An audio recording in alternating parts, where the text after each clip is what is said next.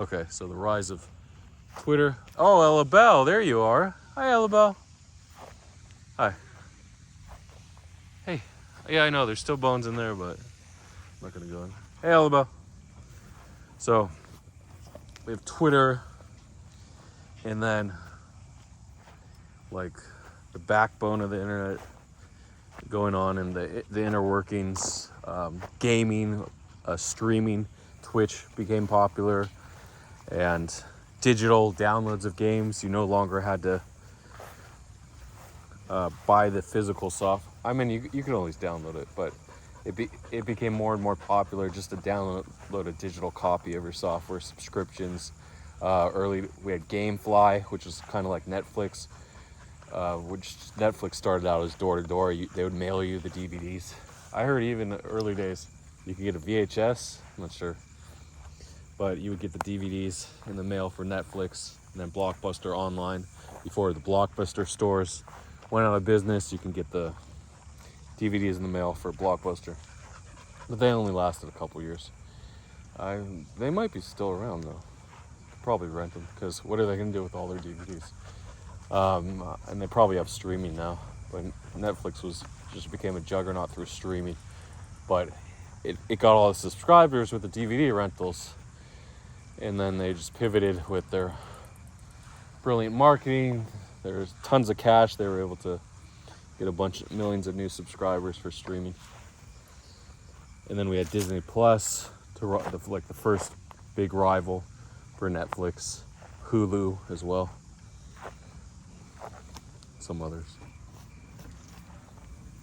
Okay, so then on the other side, the digital economy, or digital banking, no, what should I call it? Digital gold sprung out. Bitcoin, which according to Roger Ver, didn't start out as digital gold. It was just, he said Satoshi just wanted to be digital transactions or a public ledger, right? And that was never meant to be digital gold. But now we have Bitcoin as digital gold, which the meme sort of spread in 2017, the first great bull run for Bitcoin.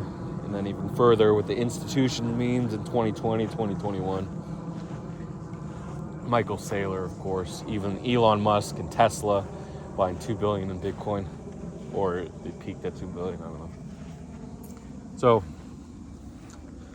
all this stuff was going on in the history of the internet and technology. And now we just have social media, TikTok and Instagram. So I forgot to talk about social media. The Facebook, the first big, I guess you would call it, social media interaction. Actually, before Facebook, the major one was MySpace, with Tom from MySpace. It died out. Also, was this before MySpace? Maybe. Friendster.com. 2002, 2001. And now, I think in 2010, it was sold to an Asian company. And it was kind of popular in Asia. It was still worth $100 million as of a few years ago when I checked. But Facebook really took off. It was founded in 2003 at Harvard University by Mark Zuckerberg, according to a Facebook movie. But I didn't really get on to 2004 in my later college years.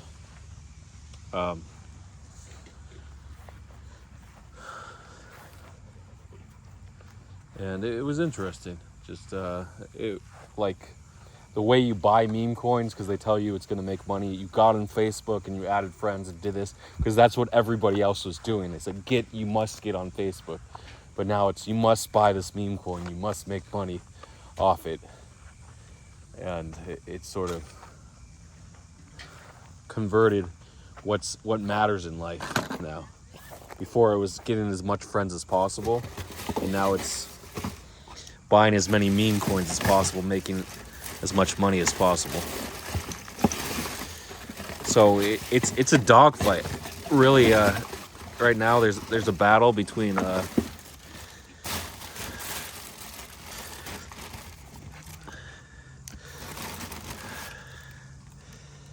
every dog for himself. I'm not gonna go into the little dogs. There's so many ants.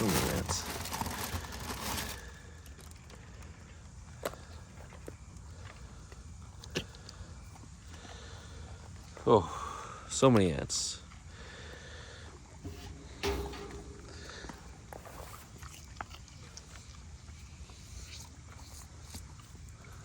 Oh wow, sprung a leak. Oh, the sprinkler sprung a leak. I think it's fine because the sprinkler, once the sprinklers go off, that leaks to be plugged.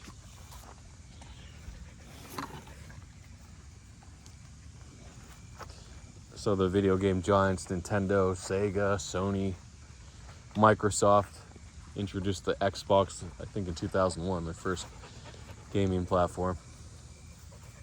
Now we're up to PS5, the Xbox One, the Nintendo Switch.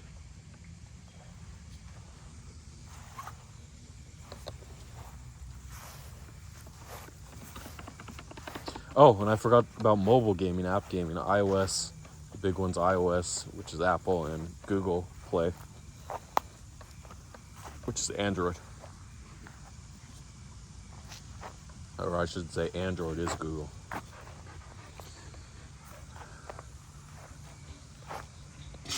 So again, the lesson here is find out what's popular and buy it. You buy it assuming it's going to be a great meme that comes out through social media or news, and it's going to last a while. Like Nero, Kabosu Mama's dog.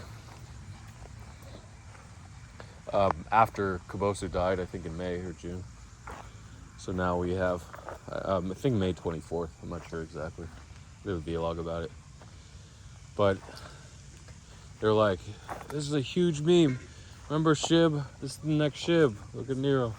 So the one on Solana hit 120 million market cap. Then the one on Ethereum hit 250 million market cap. A late runner. So there's just so many clones on Solana. It costs less than $1. Now it's free to launch. People are like, at least on Ethereum, you got to put in a few bucks in gas. They'll last longer. So people are pivoting to Ethereum for longer memes now. But still, it's a minefield out there. So you have to have a lot of luck. You have to track a ton of wallets. And again, you just got to put in the hours sitting in front of your screen waiting for news and buying up all the meme coins. It could be the 5th or 6th meme coin of the same name that sends. So you just got to watch out for that. And it's hard. You will lose a lot of money. If you don't want to lose money, then just deploy the coins yourself on Solana and hopefully you get the runner. But you got to watch news to do that all day. So people literally just wait for a tweet from an influencer. They launch a new coin and it sends to however million market cap. And then of course it goes to zero because 99.9% of meme coins, maybe even more, are all destined for zero. That's the end of the road. It's the final destination, as we can say. How many minutes? 8 minutes? Okay. I don't have to talk about the flash crash. Rumor says GCR made millions somewhere in the mid 8-figure range. That's just a rumor from a screenshot spread in the channels of Discord and Telegram. So, yeah, dips, flash crashes. That was the first big flash crash since November 2022. And those are always great opportunities to buy because the great thing about Bitcoin and Ethereum and whatever the major market caps like Solana is every time they flash crash, they always bounce. So a flash crash is just a sharp decline, sharp red candle, usually over a few minutes or a few hours, sometimes a couple days, which sends the price down 20, 30%, whatever, 50, 80, 90% sometimes. And you just buy. The problem with leverage is you can liquidate it if you're on over 1x, so you just got to watch out. The best thing to do is have a ton of money, millions, where you can never go over 1x, so you never have to worry about liquidation. You may have to hold days, weeks, months, depending on the veracity of the crash, to recover your money, but these always recover.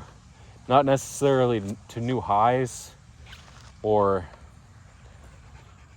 to much greater highs. Like we had Bitcoin, I think the high was like 73.7K. I'm not sure exactly, versus 69K in 2021. So it took 3 years to make a new high, and it was only 7% more or so.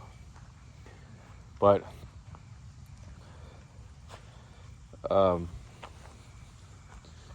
yeah, usually it's just safe to buy the dip, and you can just sell and take your profit.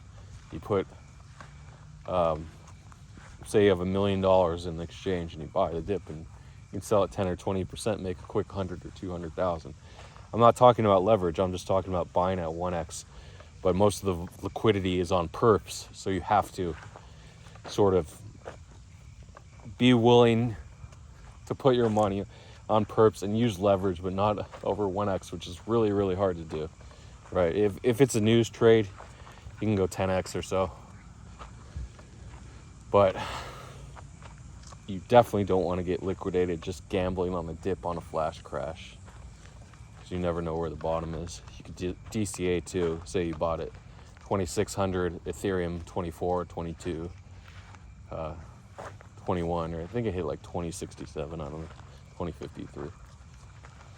So that's always a good way to play it. But again, if you have money, it makes trading a lot easier. But at the same time, having 8, 9, 10 figures in exchange, nobody has 10 figures in an exchange that's over $1 billion, but people do have hundreds of millions in exchanges.